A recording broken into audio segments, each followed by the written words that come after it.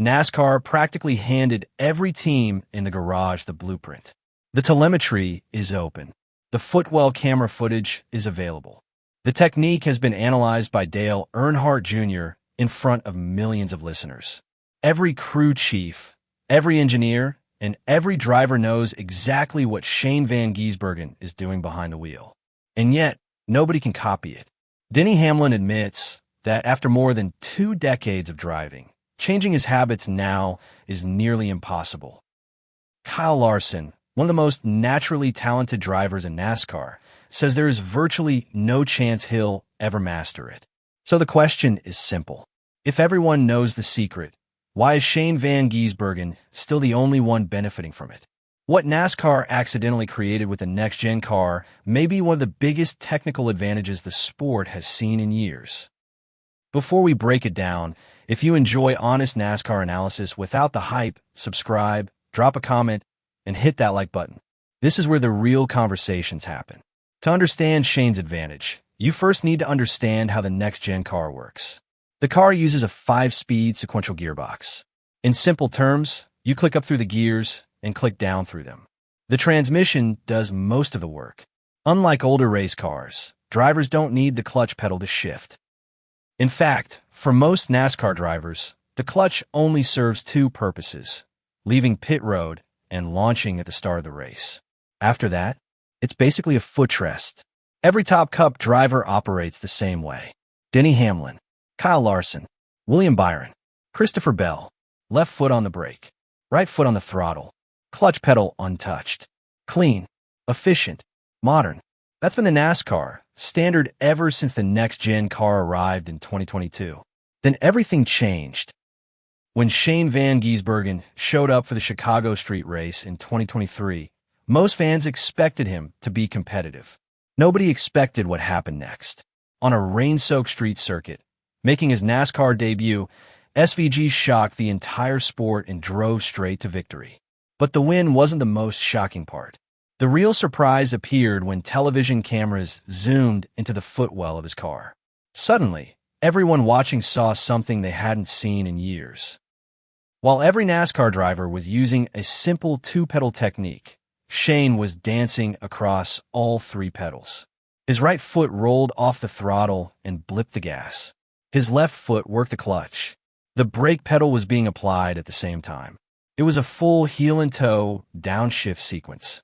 A technique straight out of traditional road racing.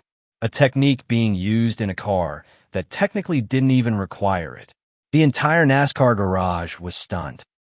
But here's the part most people still misunderstand.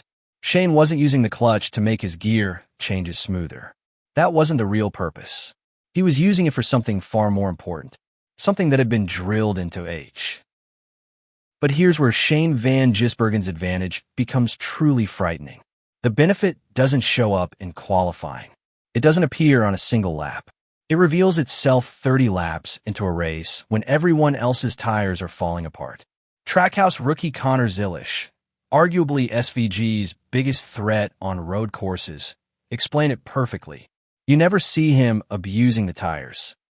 While other drivers are attacking every corner, sliding on corner exit, and rushing to full throttle, SVG is doing something different. He's patient, he's measured, and most importantly, he's always thinking ahead.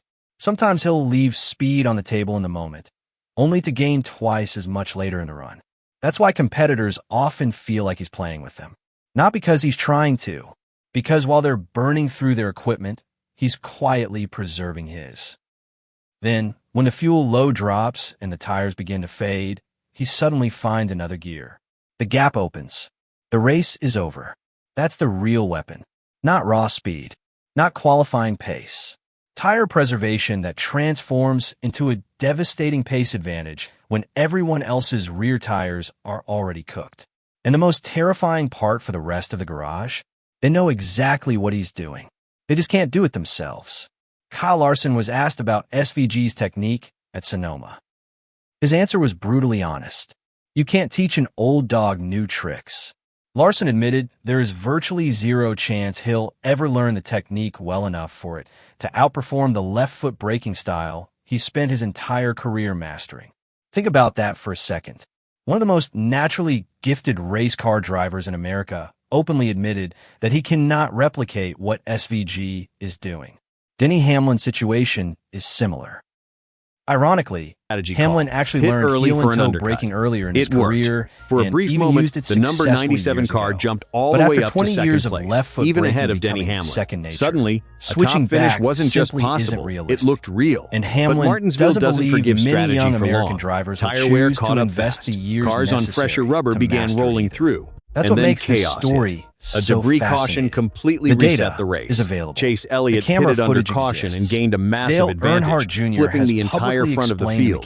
Then, on the restart, everything exploded. Bubba Wallace went into the back of Carson Hocevar, triggering a 1-2 car pileup that tore the field apart.